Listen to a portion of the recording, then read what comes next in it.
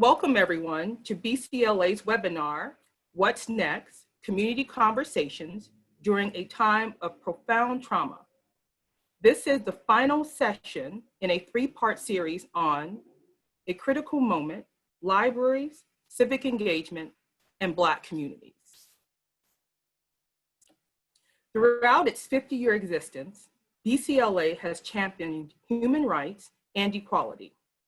BCLA was founded precisely for times like the present. Our nation is experiencing a time of remarkable pain and frustration.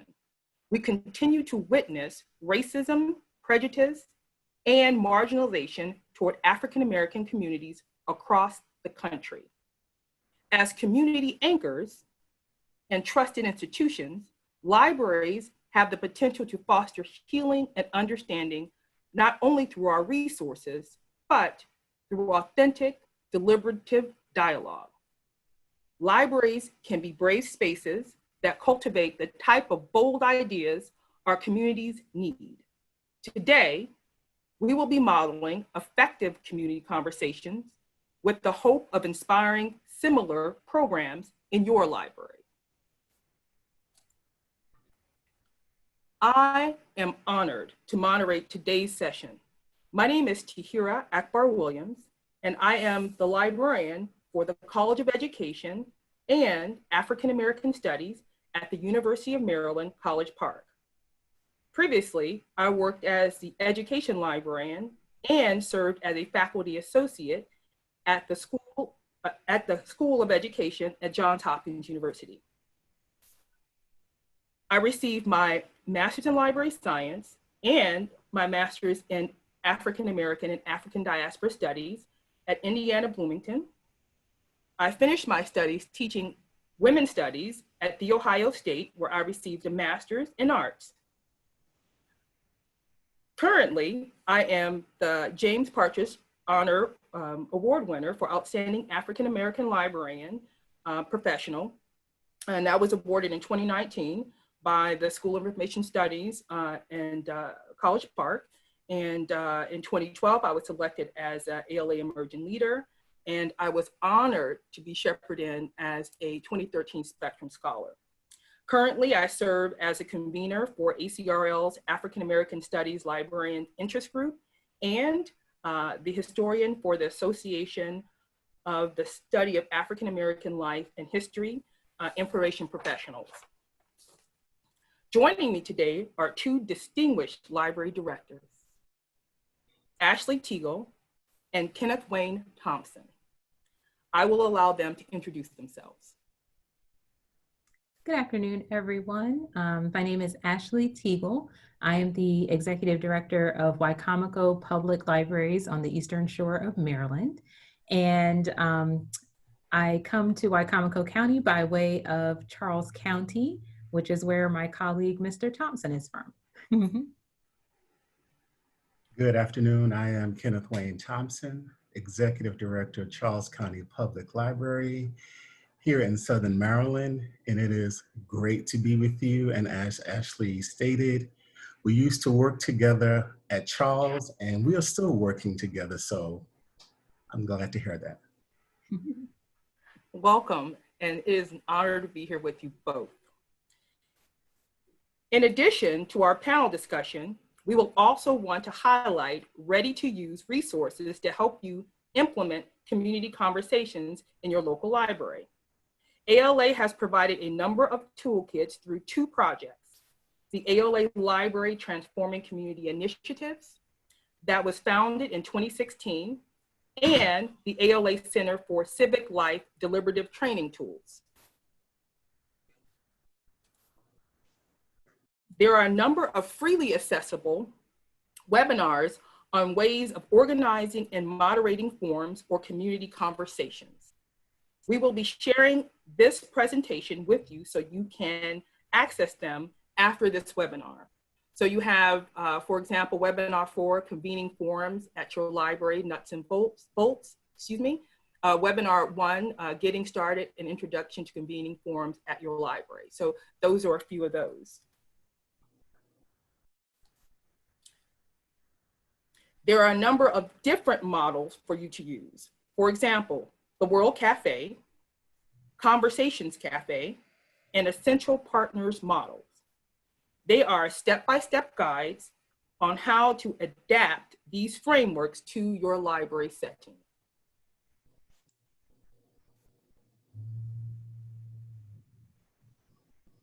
So we will email this presentation to registrants. So don't worry about it. You will get an email with the link to the presentation. We also invite you to connect with us on social media to stay abreast of future BCLA webinars and events. So let's go ahead and get started.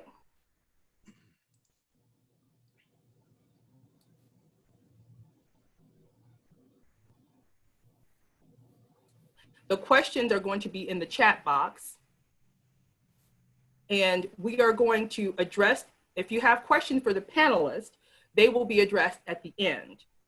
Each question that I'm asking, they're already loaded within the chat box, excuse me. So you can refer there for the questions.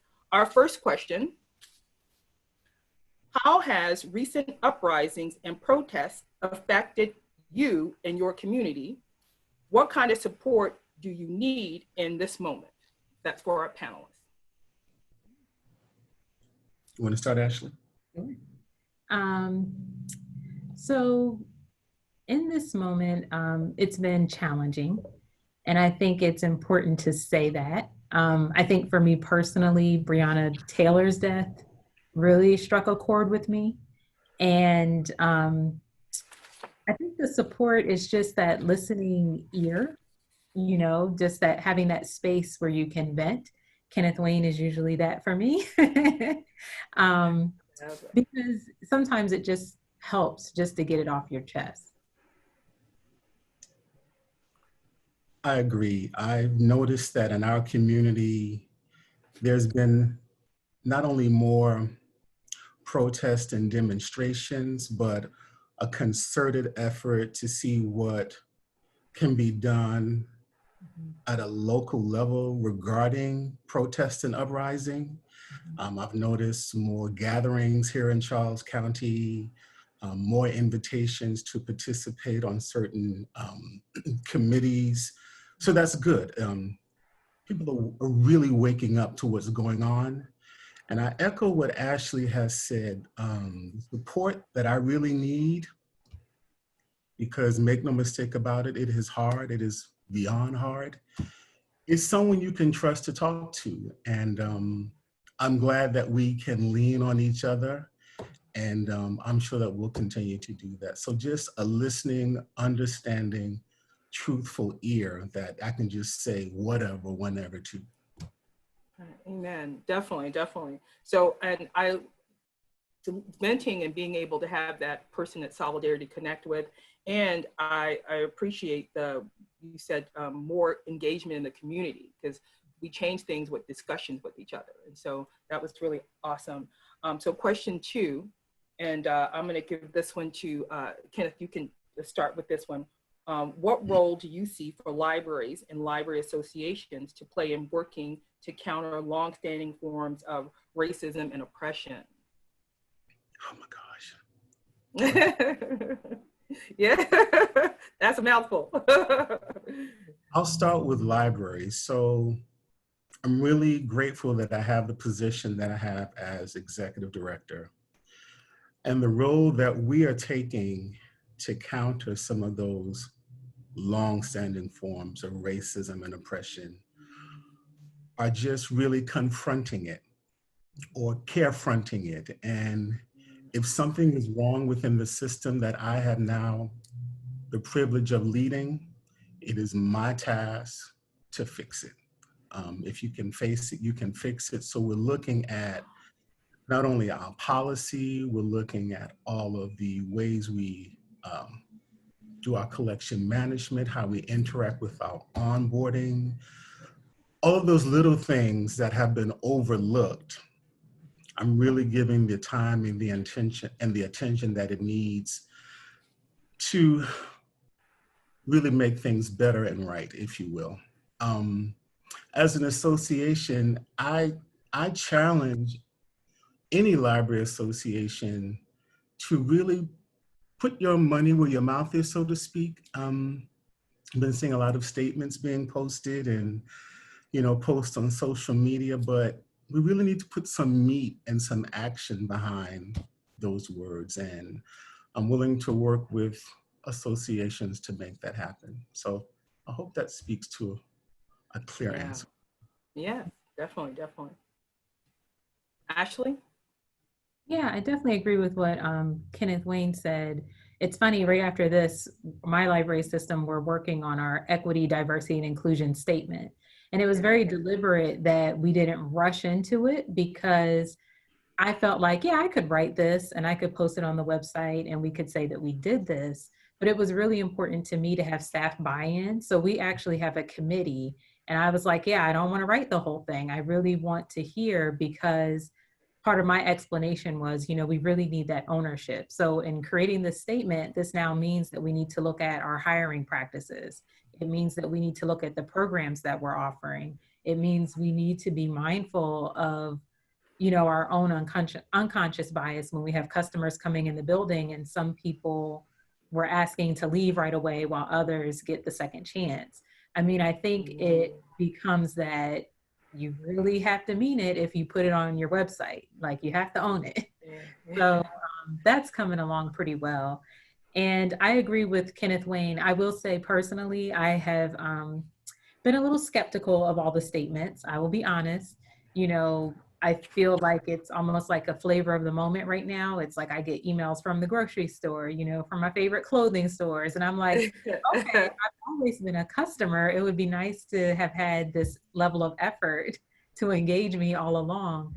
So I agree with Kenneth Wayne. It really should be a call to a challenge, that we don't want this just to die in this moment. We need to take advantage of this momentum and really look at, the leadership. I was really pleased to see with ALA specifically, seeing more diversity and leadership roles with the organization, because that's important.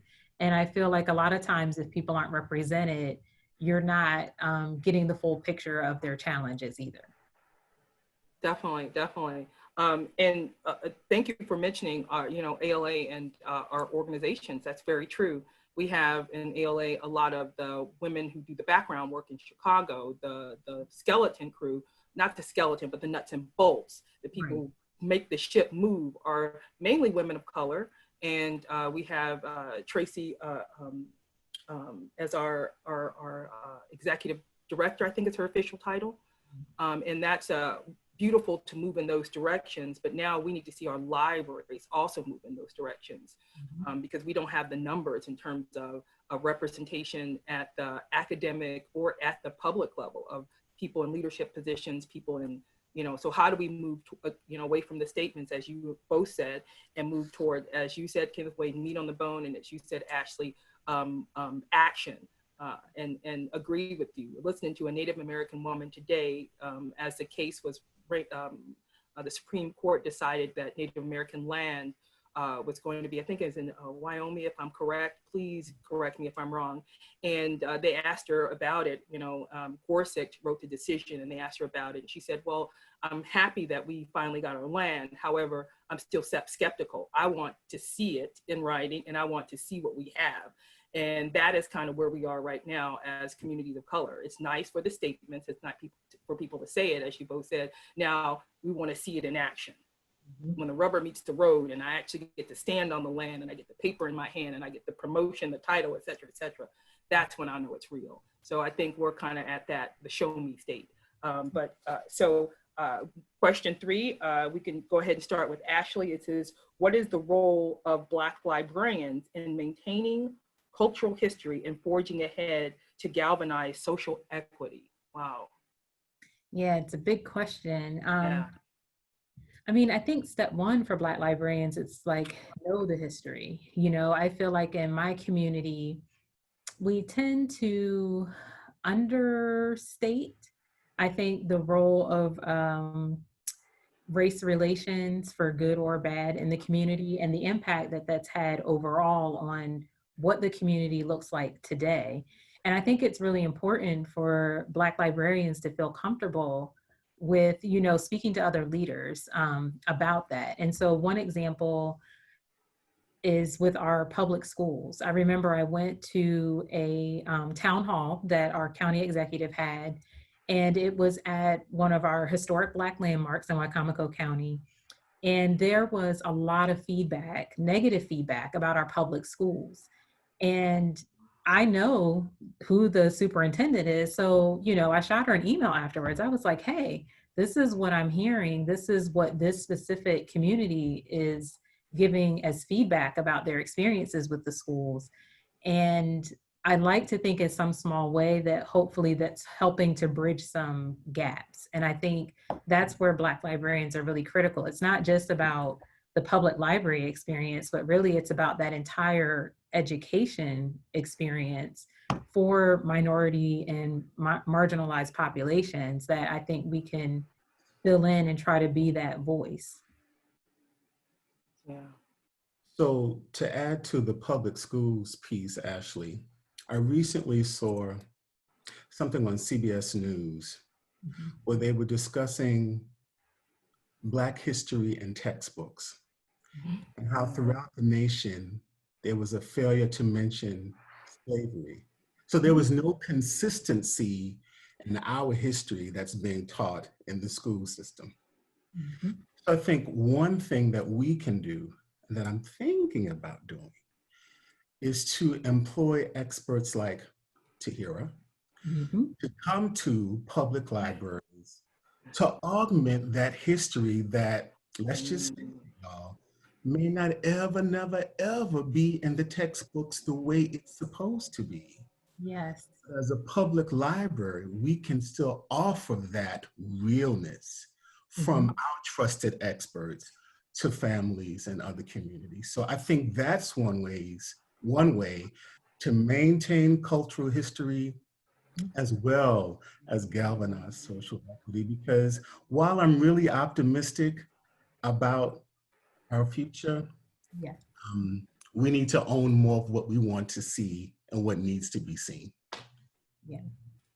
Excellent. And that was a good point by both of you in terms of, you know, focusing on public schools and going in to speak and being able to make some inroads with the people in leadership, and as well as teaching about public schools and public libraries, having more kids learn about the story times, just people to come in and teach. And the other thing I would say, I remember listening to an NPR show, and it was a Black woman who, I forget her name, my brain is full of crazy information. I know, librarian, right? And she had her PhD in history, and her daughter was at school, and they were teaching Black history, and she went in and corrected the history book. But it was the publisher who we have to go after. And that can be something that, as Black librarians in a BCLA, that we can put pressure on publishers to go in and have historians write the history section on slavery. Because some people are reading that slavery was, you know, we're not going to Kanye West this, but slavery was not as bad as it was. And so some of those history books were totally off. So agree with you there, Kenneth Wayne, that's a really good point. And definitely, as you said, Ashley, going into public schools. And Melanie Harris, thank you so much, Melanie, for correcting me. It was Oklahoma. And thank you for that. My brain, you know, so much in there. And the folks who are listening to this wonderful discussion that we're having, if you have questions, you please type them in the chat box. If you have corrections for the moderator, please type them in the chat box. We love those. Keep engaging with us. And so we're going to move on to our question 4. And I'm going to shoot this over to Kenneth Wayne. We're seeing tremendous energy and attention toward combating anti-Black racism, oppression, and white supremacy. How can we make sure that this isn't a fad? Kind of what you guys were speaking of a minute ago. And how can we sustain this momentum? Oh, yes. Yes. That's like the $1 million question. I know that's right. Yeah. So a few things that I have started doing is, Oh, I'll try to make this pretty. Help me. Don't, just give it to us. Sometimes you gotta have it like that. Okay, so of late, when I'm with colleagues in the workplace and in government, if you say something incorrect, whether intentionally or not, it is my responsibility to course correct you right then and there. So no Yes. longer will it be like, oh, you know, they don't understand. Oh, he didn't mean that. That's just Jim. No, ma'am. So we're going to call it out right there. You don't have to be mean or shady, but we're going to call it out, right? And one way to keep this momentum going is, I know we're in these COVID-19 times, but these types of conversations and virtual engagement, I tell you, I have been finding my life. I'm just interacting with it. I'm learning so much. And so what I'm learning is, what I learned, it is up to me now, because I'm in this chair, to start implementing this. I need to really use my position, not just to be called the director, but to act with that authority that's given to me to really exact some change in our community. Yes. So I really want to use this position very wisely while I am here to help sustain the momentum. So I hope that speaks to the question for you all. Yes, yes, yes. Yeah, I definitely agree with quite a bit of what Kenneth Wayne said. And I find that he and I are different personalities, because I told him, you know, before all this started, I describe it like a light switch, you know, has been turned on. And I'm like, you know what? I am that person. I let a lot of stuff slide. And, you know, and I think historically in my community, you know, a lot of stuff slides, you know, like I have been advised at various times, you know, pick your battle, pick, you know, is that the hill you want to die on? Actually, yes, because You said bring it. So it's like, if it makes someone else uncomfortable that I told you that you made me uncomfortable, or that I feel you're boxing in someone or stereotyping, you know, I want to let you know that, because I don't want you doing that to me. So I think, yes, the speaking up and, you know, having that space to do that now, where again, before a few months back, I don't know that I would have been so comfortable. And I think, like Kenneth Wayne said, I think and I would argue not even those of us that are just in the leadership roles, but really all Black librarians can play such an important role in that representation and that visibility, and offering a different perspective. Because what's amazing about Black librarians, I feel like we're educated, we are capable, we are well-read professionals. And I'm like, you know, we are the very people that should be part of these conversations about a better path forward. So I'm with Kenneth Wayne, I'm hopeful that, you know, this is the time that's going to help me, you know, especially in the field, because I think there's a lot of that well-intentioned, you know, I want to understand, but yet I'm still offensive. So we got to work on that. So I love both of you. Okay.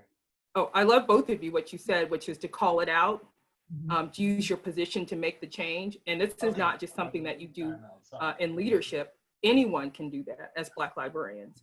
And you know, I've been talking a lot to colleagues, and I know that, you know, the murder of George Floyd, Breonna Taylor, you know, we can go on and on and on. They had Eric Garner's wife on TV today talking about the documentary that was made about the trial. They did a what if that the police went to trial, and so much. But at this, we are at an inflection point, not just in this country, in the world.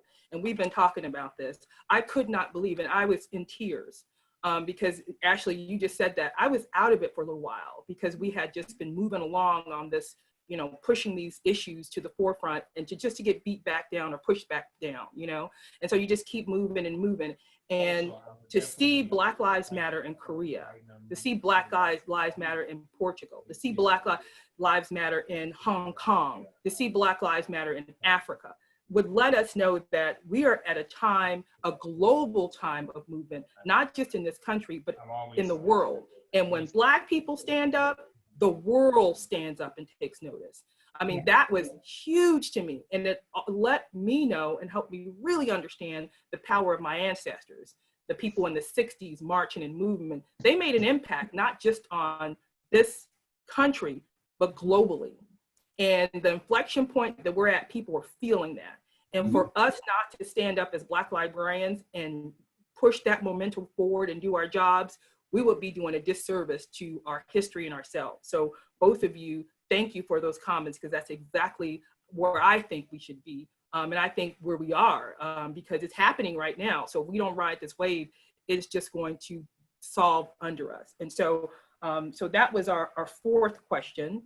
And we have a fifth bonus question, but did we want to take questions from the,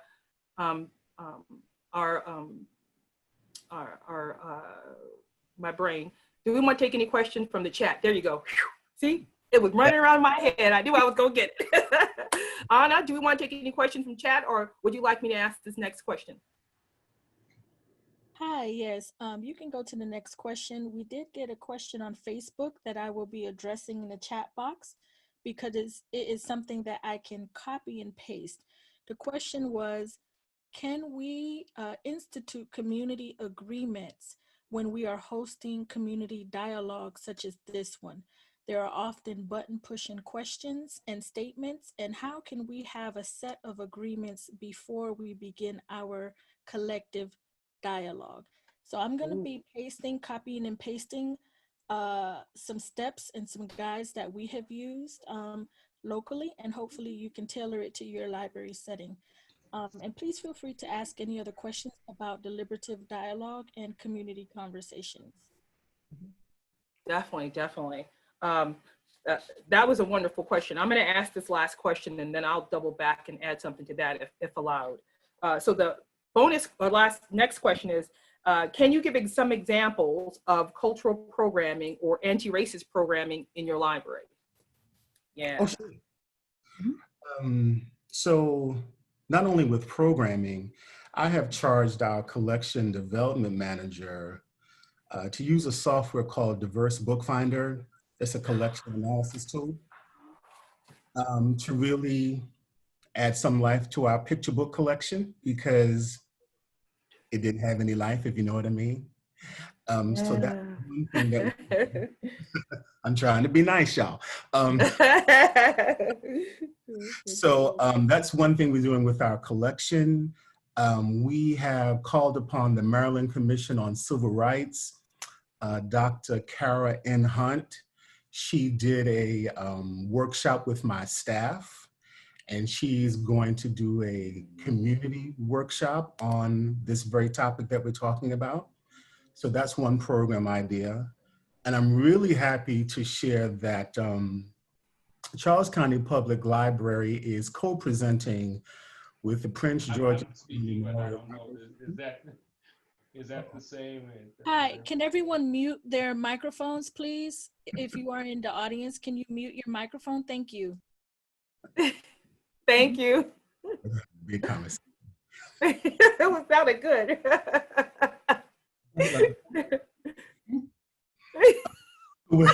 We're co-presenting with the Prince George's County Memorial Library System on July 20th. Ibram X. Kendi is presenting How to Be an Anti-Racist on a Crowdcast forum. Yes. And recently we did the PBS Juneteenth commemoration with Dr. Carla Hayden, Dr. Janetta Besh-Cole, and Nani Bunch. So that was offered as well. So those are a few things we've been doing.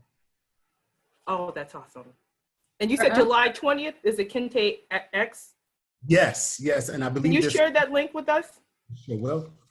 Oh, thank you, thank you. That's gonna be good. I signed up. Yeah, okay, I know everybody's gonna sign up for that one. So our library is baby steps, but we have a phenomenal events manager who has really been pushing us in the right direction. So I started this position in January 2019. So this community does a big MLK Day celebration. They do something for the youth and then they do a banquet in the evening. And that very first year, it was so awesome. I was asked, like I'd probably been on the job maybe 2 weeks at that point, but they asked me to come and introduce UMES's president, who was the speaker that year, and she's also new.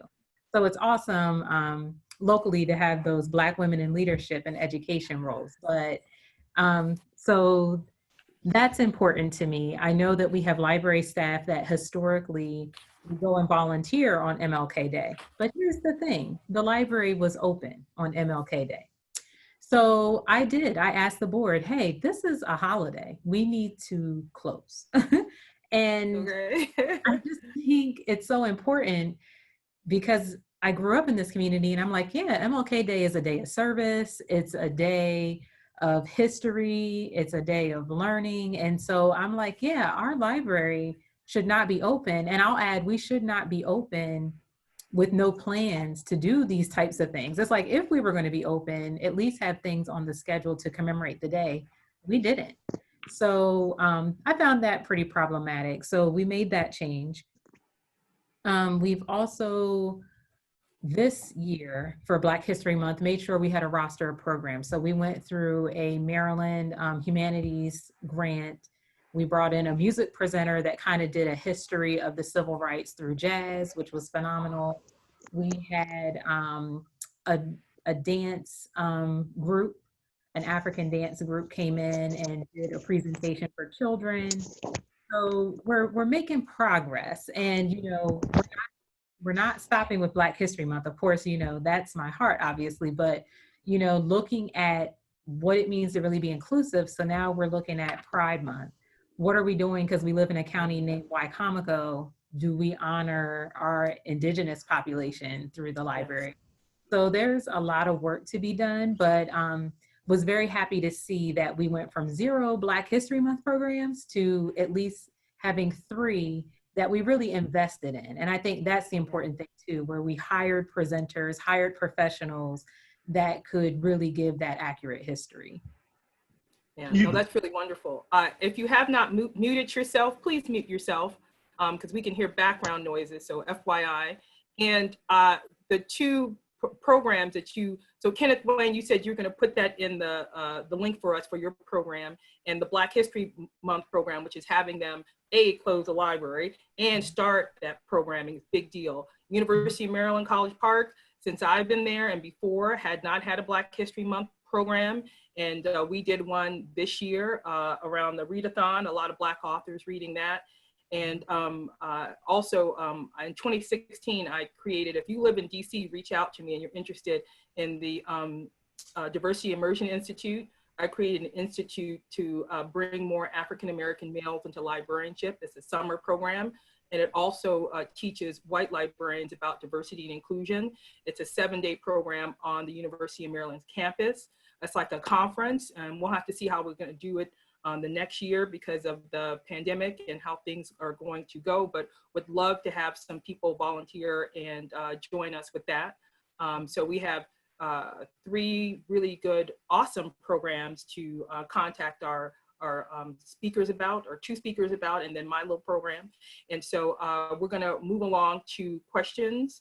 Anna, did you want to kick off any questions? You said you wanted to say some things, or did you want me just to read from the chat?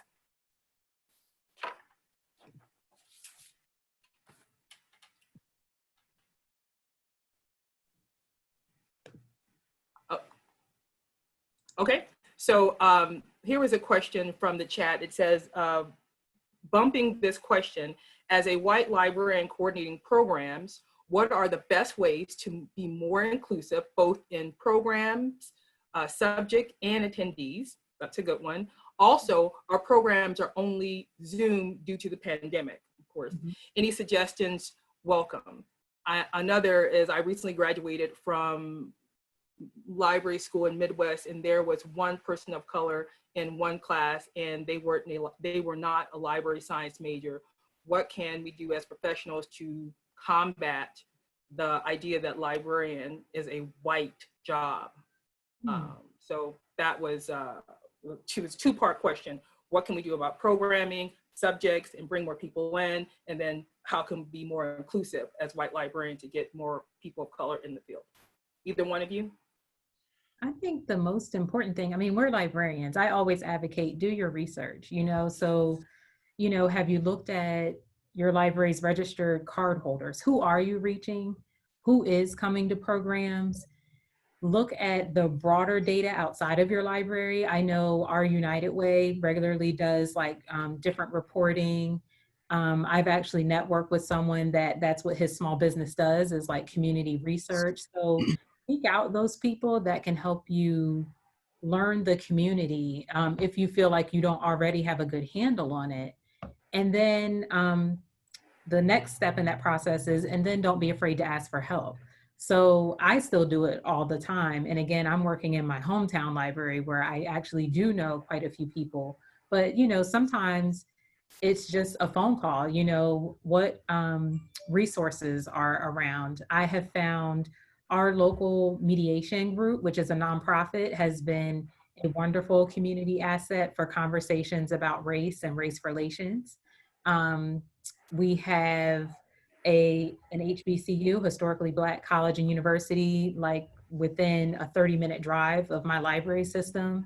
So that's a resource to tap into. And then I would say, work your network. It's really funny. I just had someone reach out to me on LinkedIn because she's currently going through my MLS program and was like, I'm just trying to network, so it's wow.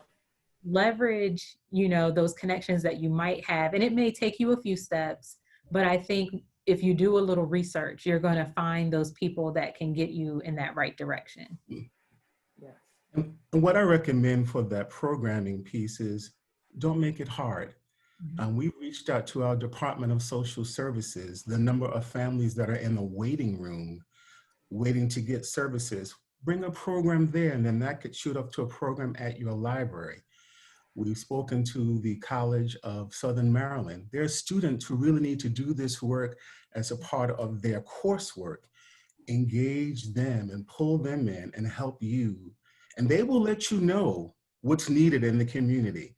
So you have some of the answers right there at that college level and at the social services level, some of the other nonprofits in your county.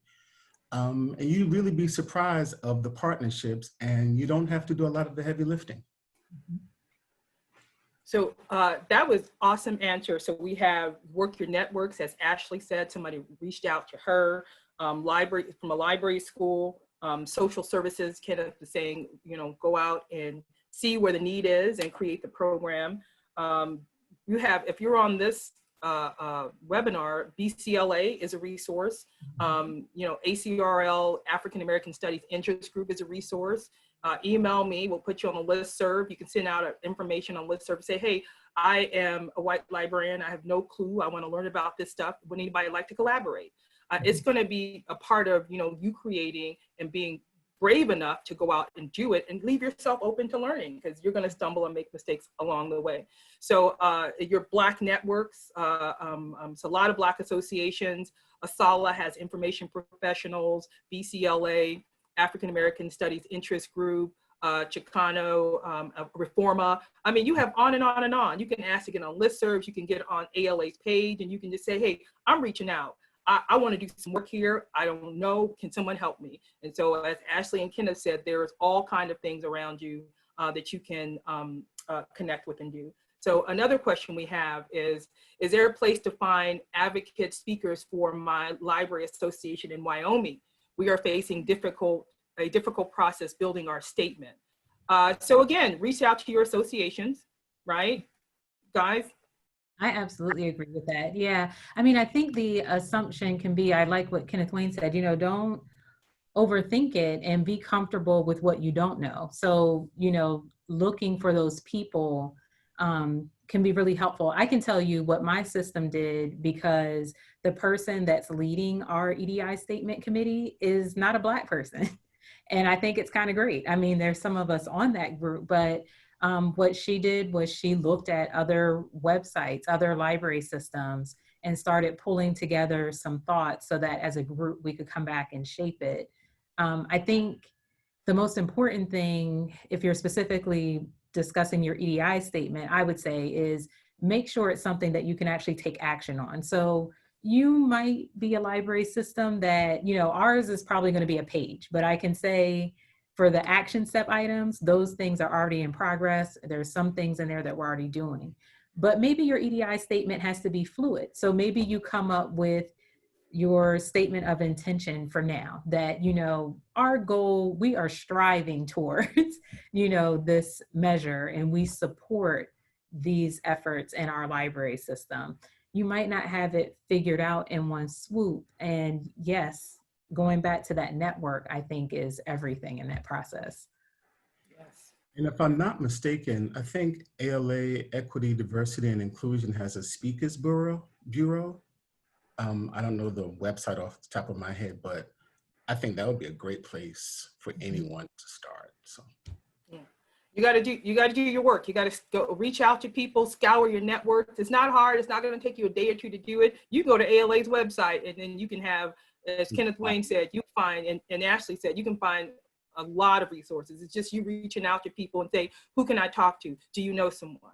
And so those networks are utterly important, and not being afraid to be in those spaces with, you know, sometimes people are afraid to reach out to communities of color because they're just like, drop your fear, just go in and say, hi, I don't know, I want to learn. And people will be more than happy to help you. Yes. The next question is, our library has created an equability task force as well, and are asking the staff a survey with a question like policies related to circulation or computer use, what we think barriers are to accessing library resources. So somebody said they started a equability task force, and they're asking staff what the questions are. And then two, you may want to just put a random question, not a random, but, you know, put the question on paper and ask people as they come to the circulation desk, what do you think? Because you may get perspective and viewpoints that you never even thought of, like, wow, someone put this here, I never thought about that. And so that's the beauty of kind of opening those questions up, not just to your staff, but to people that you serve, because they can help guide you. You guys? and even if you do virtual programming, that could be like a one question at the end of the program. Yes. Query your participants, and they will let you know honestly what's up and what's not up. Yeah. Yeah, we sent out a link after the virtual programs, and it's been very helpful for trying to, capture that feedback. And I agree with you, Tahira. I think, again, it's such an intentional process, you know, to acknowledge and include others in the conversation. And so I think you do have to be comfortable, step one, with getting out of your comfort zone. So right now, just as an example, in response to COVID, our community has a vulnerable populations task force. And these are not, you know, business people. This is not a Chamber of Commerce meeting, which I know a lot of libraries, you know, we have the chamber memberships. This is a community grassroots group that is helping the homeless, that is helping the immigrant community, that is helping people that are really living on the edge of our society. And so by participating in that group, that's a natural thread, because, you know, they are taking services to Black communities. They're taking their meetings, you know, literally to the streets, basically. And so I think thinking creatively about how your library networks too is something that I thought of, because I hear about a lot of libraries that are in Rotary clubs, Rotary groups, and there's nothing wrong with Rotary, some of them, I guess, but, you know, expand that horizon and look for those community groups that are really serving the populations that you're looking to target, because they're out there. Yeah, and they say what is the most segregated day of the week is Sunday. Yes, indeed. So whether you, I mean, regardless of what your, religious background is, or if you're atheist or agnostic, it's respected. But when you go to Black churches and you go in and you say, I want to talk to the person who does programming, you can connect there. You can go to a mosque, you can go to a temple, a synagogue. If you go into where people are and say, I want to learn, I want to do programming, could you come into my library, teach about Islam, I want to learn more about Black culture, particularly the African Methodist Episcopals. Their background in terms of perspective with Christ is based in African traditions and Black history. So go into those churches and see if somebody will come and speak. I mean, you have a wealth of resources in your community. It's just that we segregate our communities. We live in our areas, we stay in our areas with people that look like us and our friends, and we don't go knocking on other people. We don't go to our neighbors, knock on the neighbor's door and say hi. This is where I am, any suggestions? So thank you, Ashley, for that, because that was, that's big, that we go out of our comfort zone. A lot of people, are not ready to do that. So question is, at Cindy, there is an ALA Equity, Diversity, and Inclusion Speakers Bureau. Kenneth Wayne, you mentioned that. You may be able to connect to experts in your region. And she put a link in the chat box if you want to refer back to that. We invite you to post questions in the chat box or to verbalize questions at the end. So if you have other questions, definitely go in there and put some in the chat box.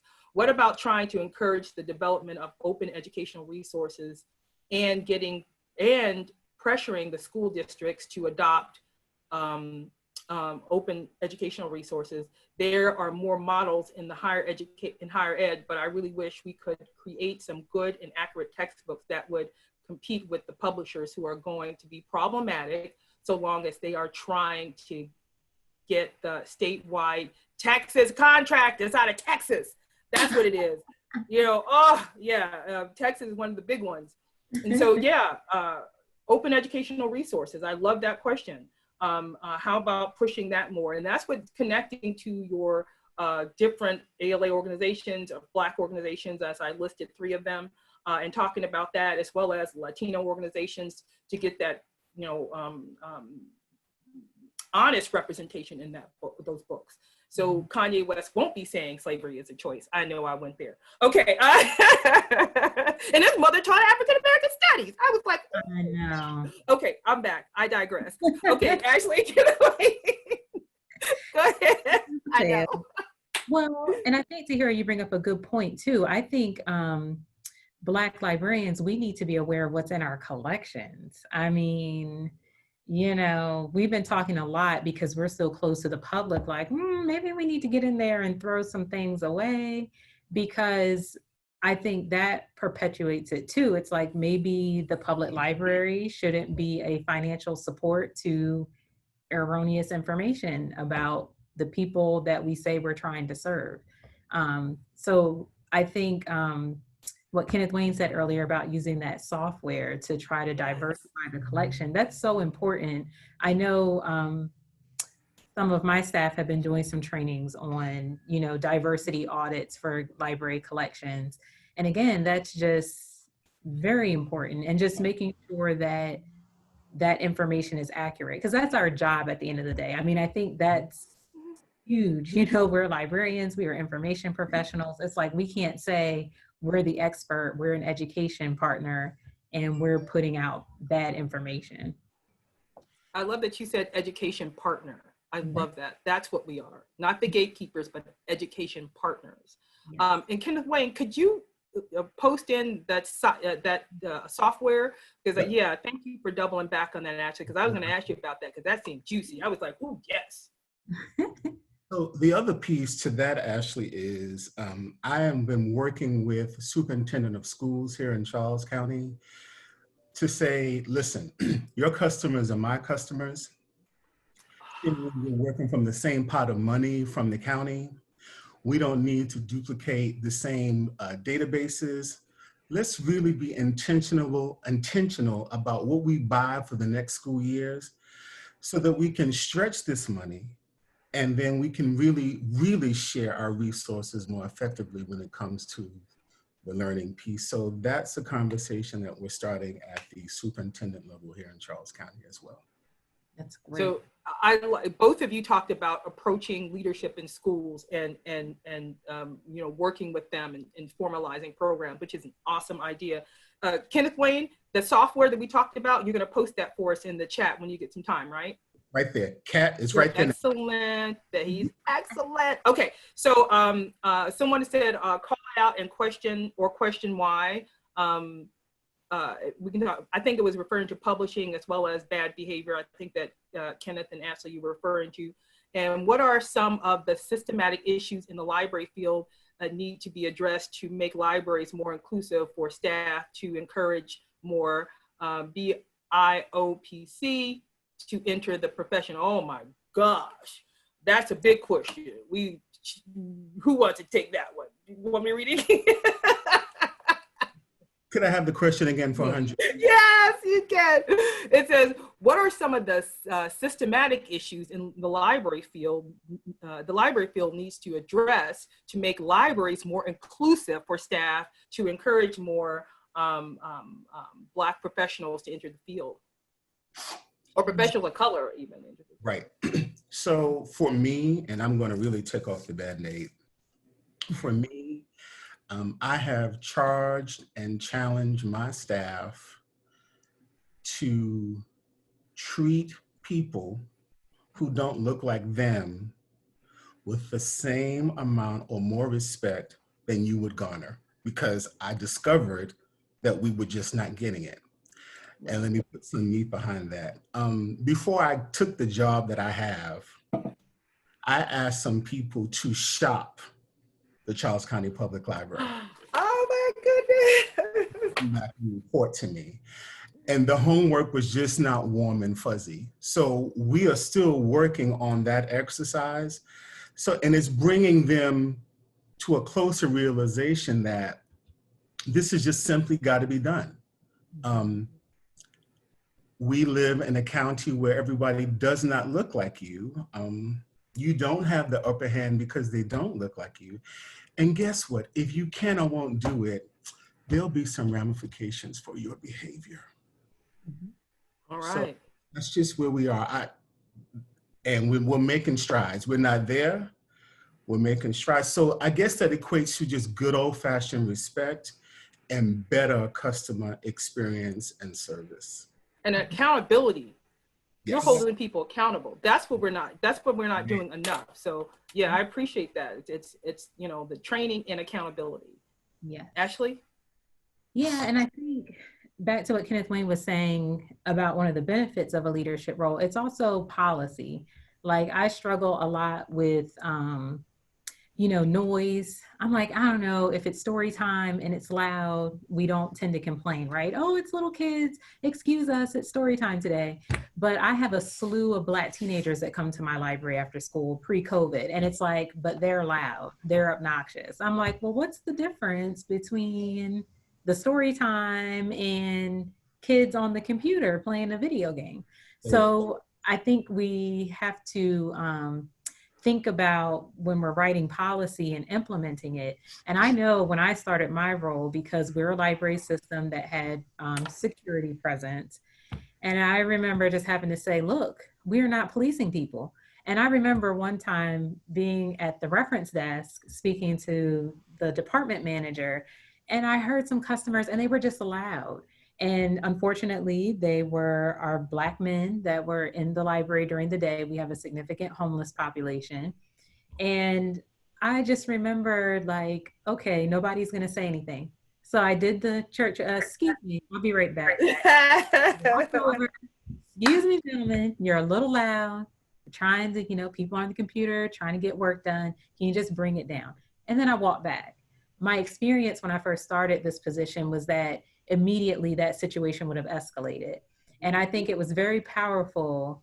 A colleague in Charles County once said, as a mother of 3 young Black boys, and I think it was the best way to explain it. She said, it means something different to our children when you call the police on them. So for me, that's like a last resort. You have to be totally out of control. Bless you. I don't think I don't think that should be the first step we go to. So as librarians, I think from a cultural perspective, we need to have a greater understanding that, you know, at the end of the day, these are our customers, these are people that live in our community, and you can literally change the course of their life based on how you handle an interaction with someone in that public library. And so I think that's a lot of power, one, to give someone. And I think we just need to have an awareness of that and a bit of sensitivity to that, you know, as an educated professional, I'm saying Black people are dying everywhere. I'm stressed out. Maternal, you know, fetal health rates are ridiculous. There's a lot of economic disparities, educational disparities. And so for me, I'm like, what I'm trying to say is Black people generally live under a high amount of stress. So it's like, maybe someone's coming to the library and they're having a bad day. Can our first response not be to call 911? Oh, wow. I love that you said that. So Kenneth Wayne, it was respect and accountability. And, you know, as Birdman said, put some spec on my name. I did quote Birdman, y'all. But which is very big in communities of all communities, particularly communities of color, because people feel so often disrespected. And you come along and add to that. People, you know, may not take very kindly to that. And so that feeds into the culture of oppression, the culture of just, you know, the mistreatment. Okay, let's just call it that. So respect is very important. And Ashley, my gosh, yes. We have a slew of the barbecue Becky, you know, the whole meme thing that went on after the women who called, who weaponized the police on Black men, particularly the Black men in, well, all of them, barbecue and everyone, the little girl selling water, but the woman in Central Park, she said, I'm gonna call them and tell them you are threatening me. And that was weaponizing to the police to potentially kill that Black man. And so we have to understand our cultural privilege, understand the spaces that we work in, and understand what those institutions represent for different people. And thank you for saying that, particularly in libraries, where you can go over and have a conversation with someone about being loud or doing something that's not in line with policy versus calling the police. Right. And 90% of the time, you don't need, 95% of the time, you don't need to call the police. You can just have a conversation. And so, and don't be afraid to do that. And if you need help, reach out to your fellow Black people or people of color and say, how do I start this conversation? What does this mean to me? Okay, so to the next question, what can we do to help direct our white patrons to reading the articles that will help them recognize and realize and correct their inherent bias and privilege without coming off as offensive or calling them racist? Listen, at this point in time, I'm going to make recommendations because recommendations are needed to my white counterparts. And I'll clearly just preface it by saying, you know, I think this is something we really need to take a closer look at. And I'm just going to leave it right there. And they can interpret it. I'm not going to tiptoe. They know.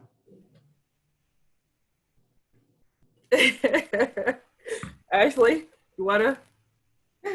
I almost feel like I can just let Kenneth Wayne on that one.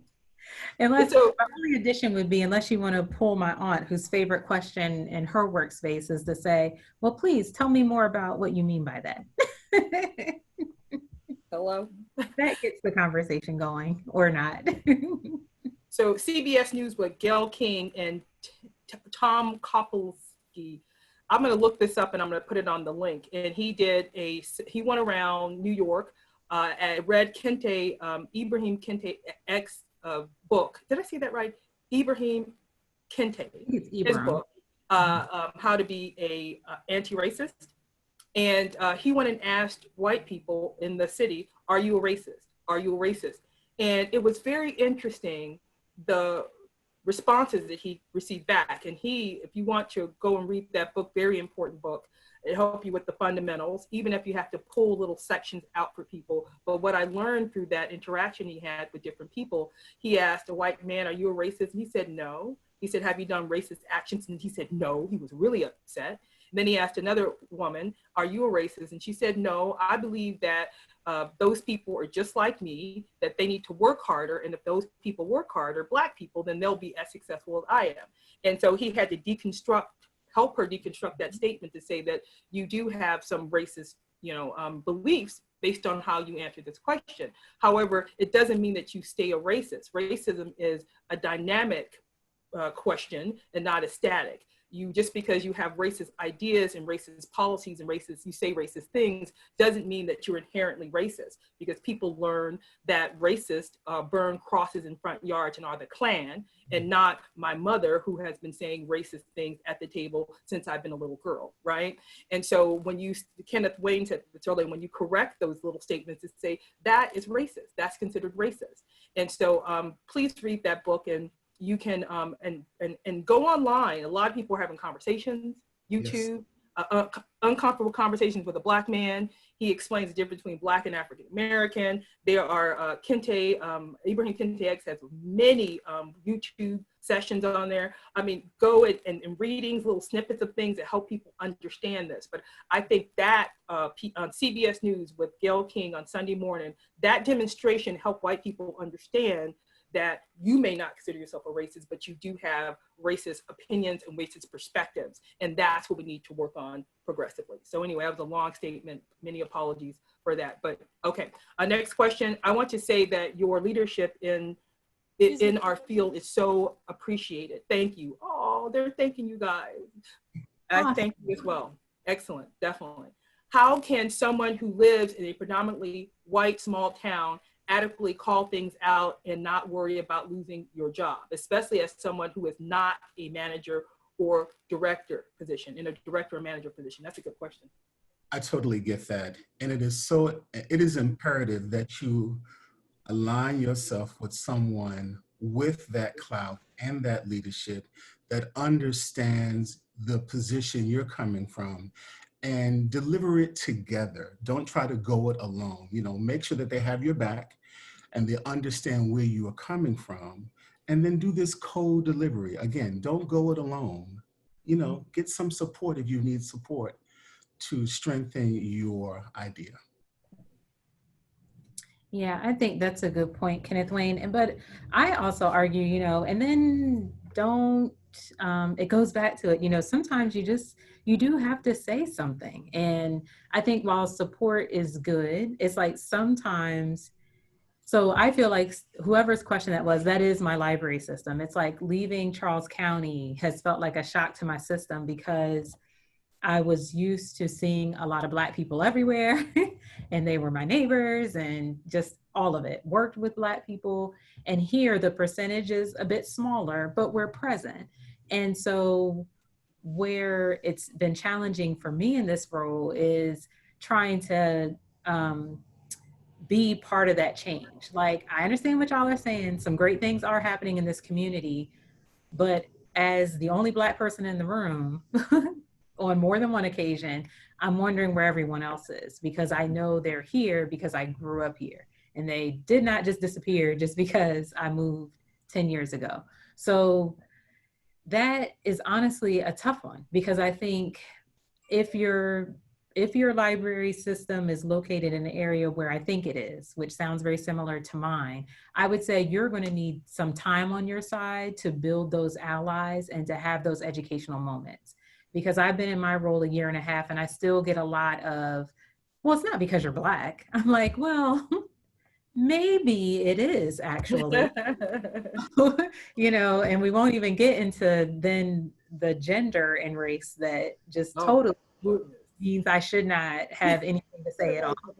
So I think, you may have to lay that groundwork. So the allies may not come right away, but just starting to build those relationships. And I asked some of the leadership in my community, like, where is everyone? Is there a subgroup for, African-American business leaders or whatever? Just, again, being intentional about seeking it out, but also knowing I've got work to do in my role to kind of explain why it's important that you back me up, why it's important that you don't minimize my concerns about the lack of diversity in the room. So that's what my advice would be, you know, especially in those rural communities. I'm like the opposite of everyone, I feel like some days, and I'm like, you just have to be prepared to just walk that walk, you know, and sometimes don't be discouraged by the setbacks. I also throw that out there. I have a county council member who I consider my ally, but sometimes the eye to eye just doesn't happen. And I have to be okay with, this is a work in progress. We're going to get there. And I have his number, he has mine. We're just going to keep talking and working towards this. And the progress is not going to happen overnight.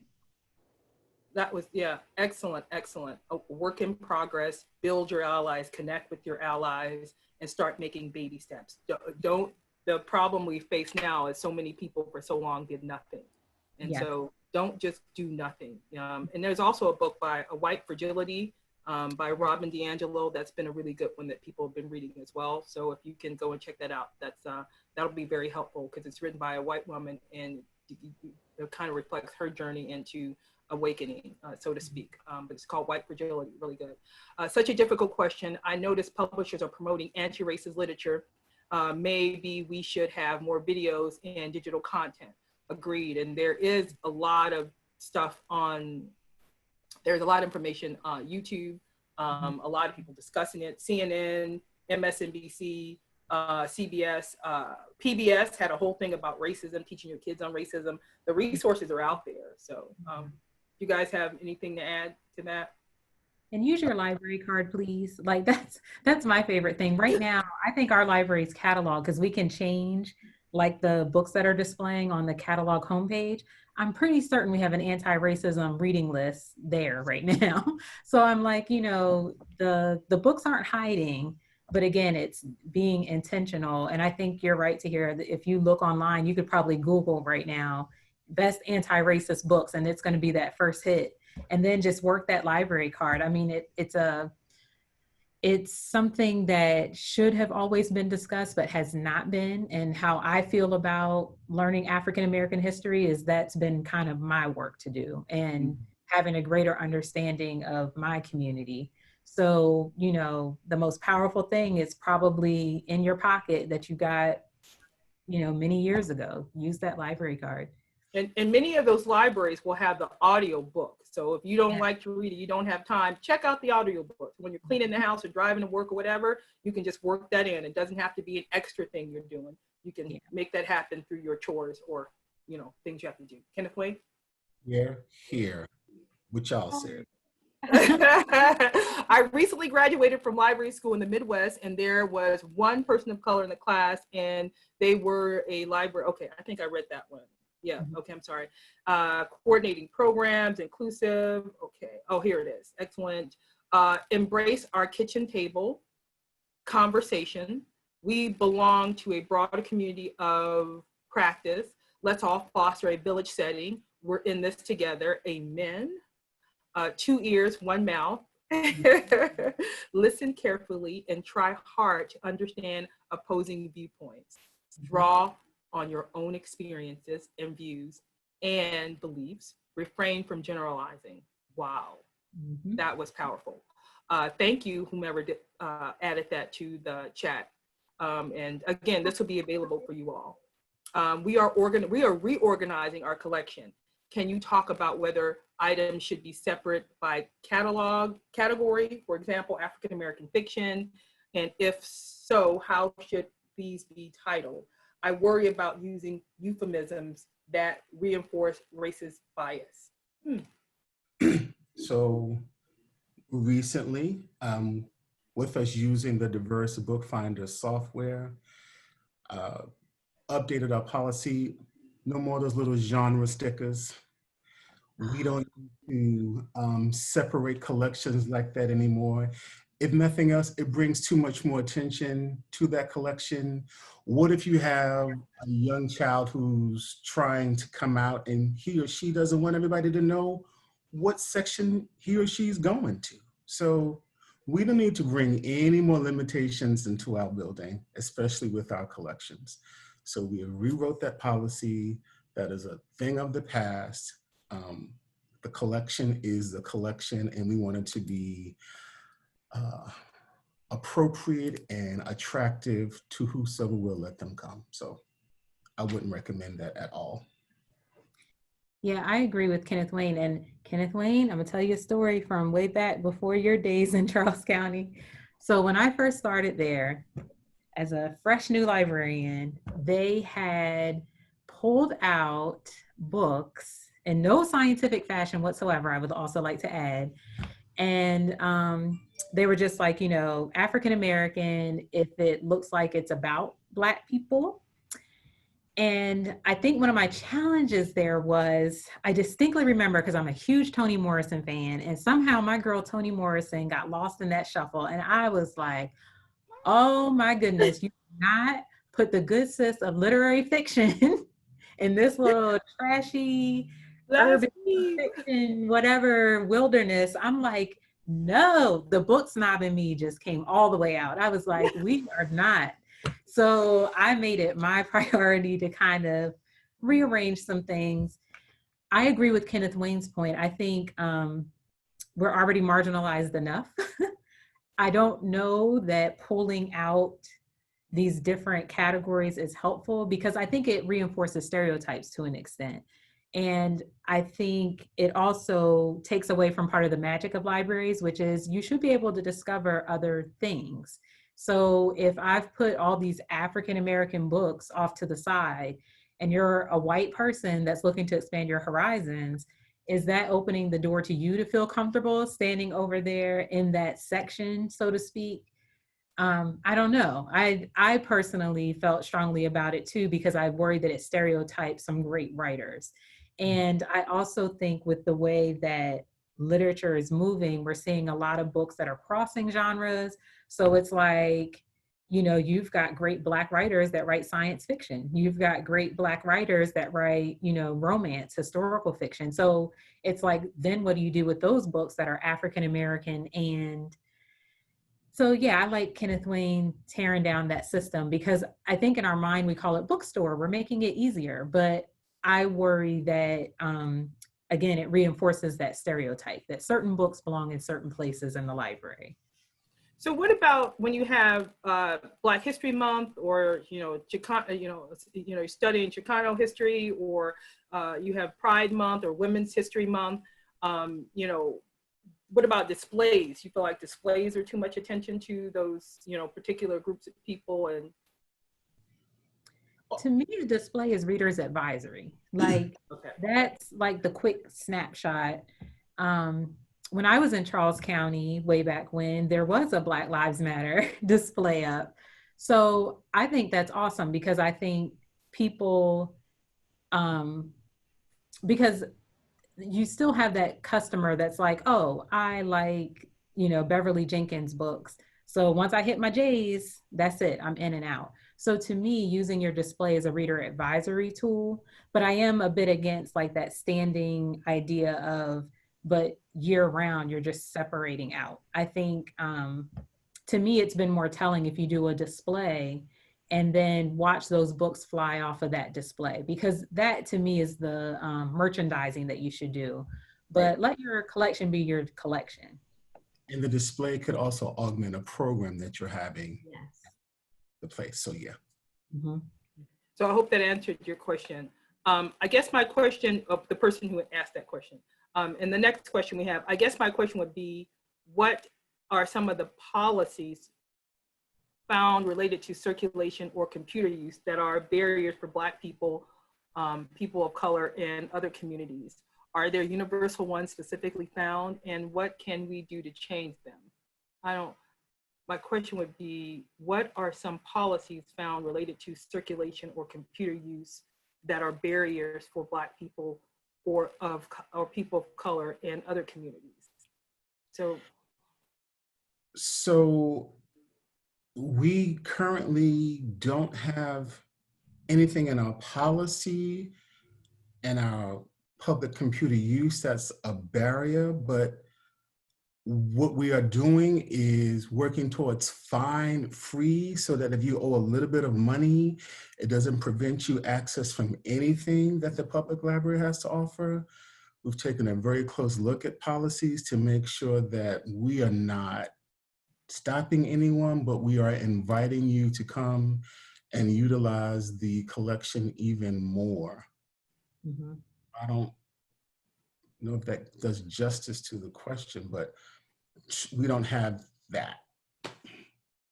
Yeah, I would say we don't have anything specific, like addressing barriers to access for our Black customers. But I would say those types of things, oh, we need to close. Oh, wow. Sorry. But just real quick, I'll just say, I do feel like anything that could be a barrier, we need to make sure that we are breaking that down. So one thing our library system did was we stopped using the fines, the collection agency. And I think, just loosening up. I mean, my library is not the most resource rich library, so we're not at a space where we can go fine free.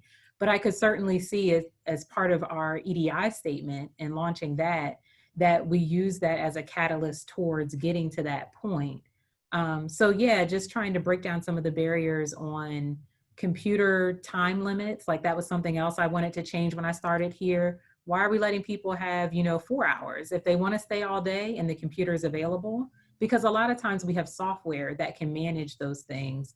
So we should just let our tools work the way that we need them to. Like we don't have to be that extra barrier on top of a barrier, I guess. Okay. And so lastly, your library should be welcoming spaces. Some people, when you walk into a library, they follow people around or look suspiciously. Make sure everyone's treated equally or equitably and that they have the space and room to go in and do what they need to do. So when you create those barriers, when you make an unwelcoming space, and the best way to understand that is to ask people, is this a welcoming space for you? What can we do to make sure that we're helping you, utilize the library at its highest capacity? So, ask those types of questions and you'll get that feedback. So we're gonna wrap this up. I wanna thank our panelists, Kenneth Wayne Thompson and Ashley Tegel. They have been wonderful. Thank you for sharing your feedback. So this is the closing of What's Next? Community Conversations During a Time of Profound Trauma.